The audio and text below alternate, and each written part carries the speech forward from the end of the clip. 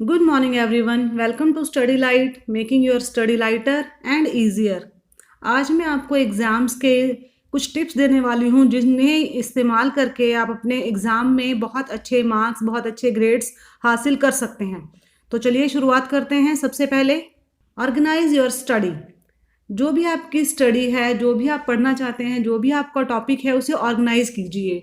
उसे आप थोड़ा सा कस्टमाइज कीजिए और देखिए कि आपने एक दिन में कितना सिलेबस अपना कंप्लीट करना है, क्योंकि अब आपके पास बहुत ज़्यादा टाइम नहीं बचा है, सिर्फ कुछ मंथ्स बचे हैं। इन्हें आप अच्छे से यूटिलाइज कीजिए और अपने जो भी आपका सिलेबस है उसे सिंक्रोनाइज कीजिए।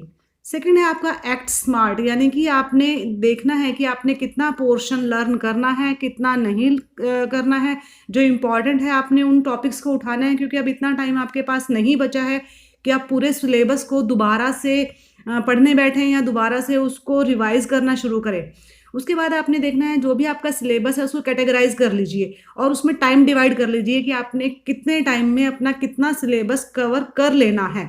ठीक है। इसके साथ साथ एक इम्पॉर्टेंट टिप ये भी है कि आप अपने लास्ट 10 ईयर्स के पेपर्स देखिए। आप अपने सब्जेक्ट से रिलेटेड लास्ट 10 ईयर्स के पेपर्स चाहे गूगल से डाउनलोड कर लीजिए, चाहे आप परचेज कर लीजिए कहीं शॉप से, लेकिन आप अपने लास्ट 10 ईयर्स के पेपर एक बार ज़रूर देखिए और उनका कंपैरिजन करके देखिए क्वेश्चन पेपर्स का। तो जितने भी आप क्वेश्चन पेपर जब कंपेयर करके देखेंगे तो आपको लगेगा उनमें से कुछ क्वेश्चन हैं जो बार बार रिपीट हो रहे हैं। ठीक है ना। तो आप उन क्वेश्चंस को जो बार बार रिपीट हो रहे हैं उन क्वेश्चन को आप एक बार मार्क कर लीजिए, उन्हें अलग से नोट डाउन कर लीजिए।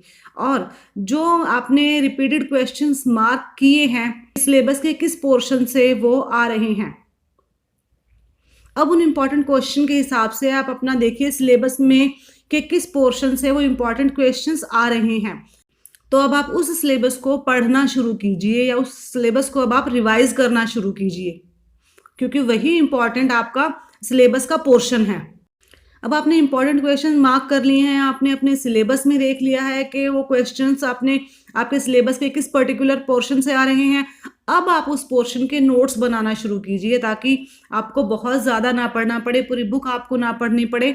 सिर्फ उस पोर्शन को आप रिवाइज कर लेंगे तो आपको मैक्सिमम आपका जो पेपर आने वाला है वो रिवाइज हो जाएगा। तो उस पोर्शन से आप नोट्स बनाना शुरू कर दीजिए।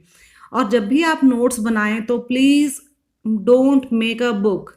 आप नोट्स बना रहे हैं, नोट्स मतलब एक बहुत बड़ी जो बुक दी गई है आप उसके इम्पॉर्टेंट पोर्शन को सिर्फ ले रहे हैं।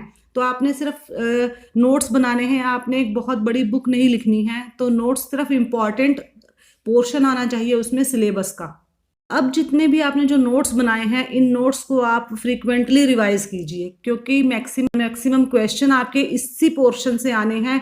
तो आप फ्रीक्वेंटली इन नोट्स को रिवाइज करते रहिए, बार बार रिवाइज करते रहिए जब तक कि ये आपके दिमाग में पूरी तरह से बैठ नहीं जाते।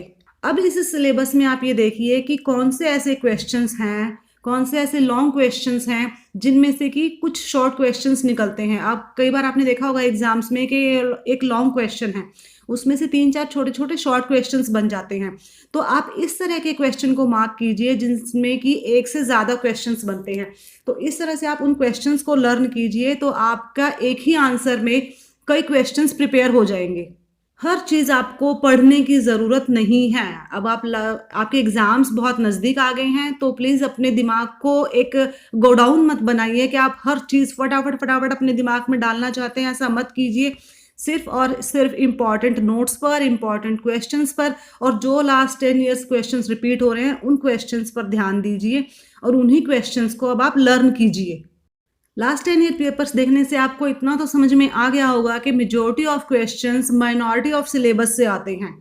तो इससे आपका एक तरह से ये बहुत बड़ा एक काम हो गया है कि आपको एक छोटा सा पोर्शन ही रिवाइज करना है उस सिलेबस का। ठीक है। क्योंकि ज़्यादातर क्वेश्चंस हैं उसी सिलेबस में से आते हैं। क्वेश्चन का जो तरीका है वो बदल जाता है लेकिन आंसर्स उनके सेम रहते हैं।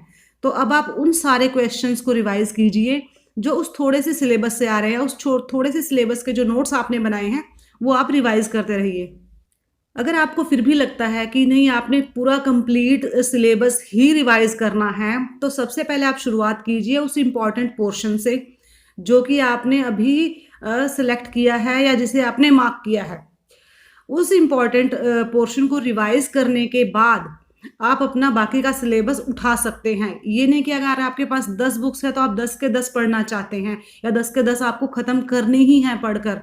ठीक है ना? किताबी कीड़ा मत बनिए, जो इम्पोर्टेंट पोर्शन है उस पर ध्यान दीजिए और उसे बार-बार रिपीट कीजिए, रिवाइज़ कीजिए।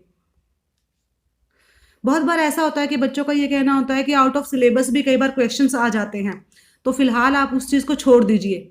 अगर आउट ऑफ सिलेबस क्वेश्चंस आते भी हैं तो वो कई सालों में एक बार आते हैं, ठीक है? तो उस एक क्वेश्चन के लिए आप अपने आप को टेंशन में मत डालिए। जितना आपके पास सिलेबस है फिलहाल आप उतना भी अगर कवर कर लेते हैं, अच्छे से लर्न कर लेते हैं, तो आपके बहुत अच्छे मार्क्स आएंगे।